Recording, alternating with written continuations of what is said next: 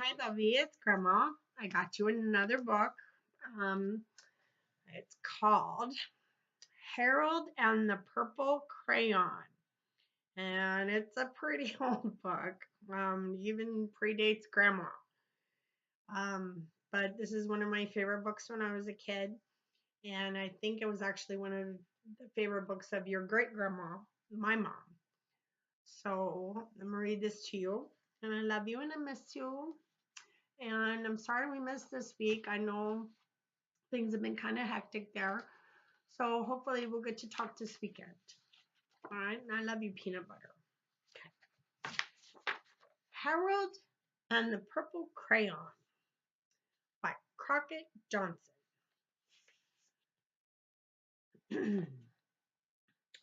One evening, after thinking it over for some time, Harold decided to go for a walk in the moonlight.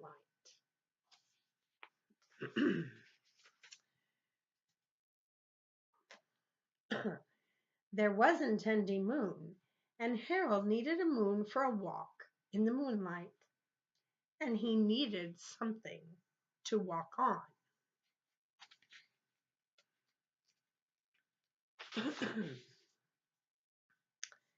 He made a long straight path so he wouldn't get lost, and he set off on his walk, taking his big purple crayon with him. But he didn't seem to be getting anywhere on the long straight path. So he left the path for a short cut across a field, and the moon went with him. The shortcut led right to where Harold thought Forrest ought to go. He didn't want to get lost in the woods, so he made a very small forest with just one tree in it. It turned out to be an apple tree. The apples would be very tasty, Harold thought, when they got red. I like green apples myself. So he put a frightening dragon underneath the tree to guard the apples. It was a terribly frightening dragon. It even frightened Harold. He backed away. His hand holding the purple crayon shook. Suddenly, he realized what was happening. But by then, Harold was over his head in an ocean.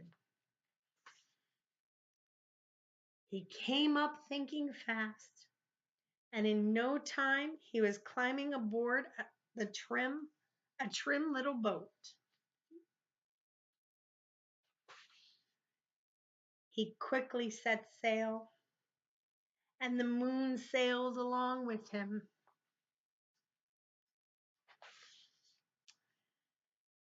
After he had sailed long enough, Harold made land without much trouble. He stepped ashore on the beach, wondering where he was.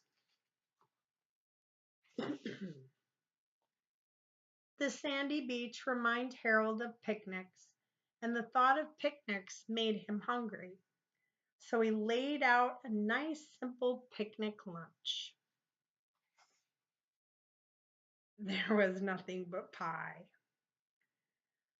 But there were all 9 kinds of pie that Harold liked best. When Harold finished his picnic, there was quite a lot left. He hated to see so much delicious pie go to waste. So Harold left a very hungry moose and a deserving porcupine to finish it up. And off he went, looking for a hill to climb to see where he was. Harold knew that the higher up he went, the farther he could see. So he decided to make a hill into a mountain. And if he went high enough, he thought, he could see the window of his bedroom.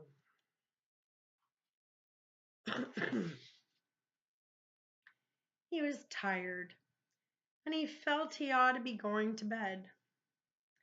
He hoped he could see his bedroom window from the top of the mountain. But as he looked down over the other side, he slipped. And there wasn't any other side of the mountain. He was falling in thin air. But luckily, he kept his wits and his purple crayon, and he made a balloon and he grabbed onto it.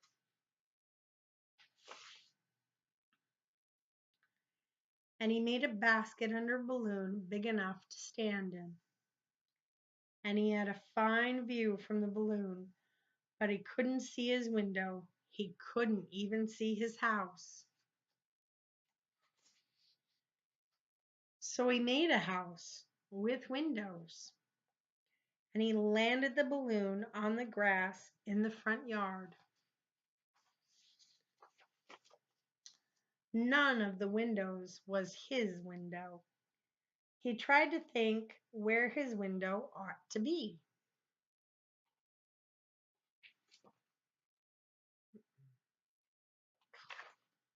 Well, you would think as much as paper as I shuffle every day, I'd get this down hat by now.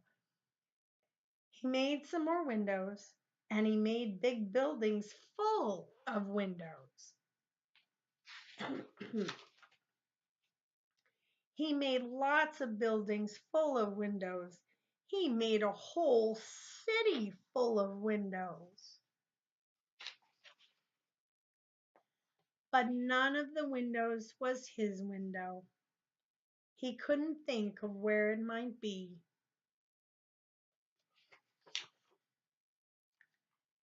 He decided to ask a policeman. The policeman pointed the way Harold was going anyway, but Harold thanked him.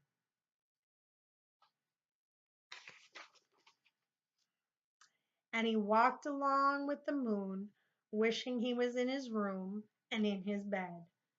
Then suddenly Harold remembered. He remembered where his bedroom window was when there was a moon. It was always right around the moon. And then Harold made his bed. He got in it and he drew up the covers. The purple crayon dropped on the floor, and Harold dropped off to sleep, which is where you should be heading, Mr. Man. I love you, and I miss you, and I'll talk to you this weekend, peanut butter. Lots of hugs and kisses, and you be good for mommy, and I'll talk to you soon. Bye, hon.